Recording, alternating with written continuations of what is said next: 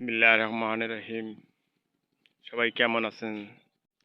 আমরা এখানে পিএস গাড়ার জন্য রেডি করতেছি, নাঙল দিয়ে সুন্দরভাবে নাঙল টানতেছি তিস্তা নদীর মাঝে। আমরা এটা কিন্তু নদীর চর। এই দেখেন এখানে তিস্তা নদী, এই দেখেন ভাঙন, তিস্তা নদীর ভাঙন। আমরা এখানে ভিডিওটা করলাম আপনাদেরকে জানানোর জন্য। খালি স্বচ্ছ শ্যামলা দিকে, খালি নদীটা যদি আমাদের খনন হইতো অনেক জমি রেহাই পেত তিস্তা নদী। এখানে আমরা পিঁয়াজ গাড়ার জন্য এই নাঙল টান দিতেছি। এই যেভাবে আমি এখানে পিঁয়াজ আবাদ করব, সবাই আমার জন্য দোয়া করবেন। আমরা এখানে এই যে নাঙল টান দিতেছি বালার মধ্যে পিঁয়াজ গাড়বো।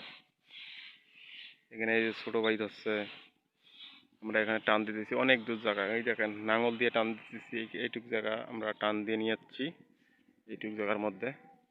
ওদিকে আবার পানি, এদিকে চাষ করার জন্য আমরা রেডি হয়েছি। এই দেখেন এগুলো সব পিঁয়াজ হবে, নাঙল দিয়ে এইভাবে টান দিতেছি। ভিডিওটা ভালো লাগলে অবশ্যই লাইক কমেন্ট শেয়ার করে জানাবেন। আমরা এখানে খালি বালু দেখেন, সুন্দর বালু, খালি বালু। আমরা এখানে টান দিতেছি রসটা শুকানোর জন্য। রস শুকাইলে সার দিয়ে এরপর পেঁয়াজের বীজ আমরা এখানে দেব।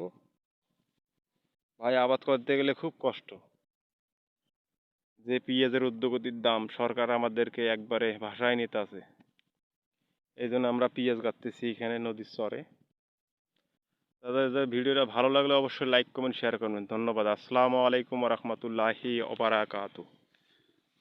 এটানো, ওই যে এটানো, জোর করে টানো।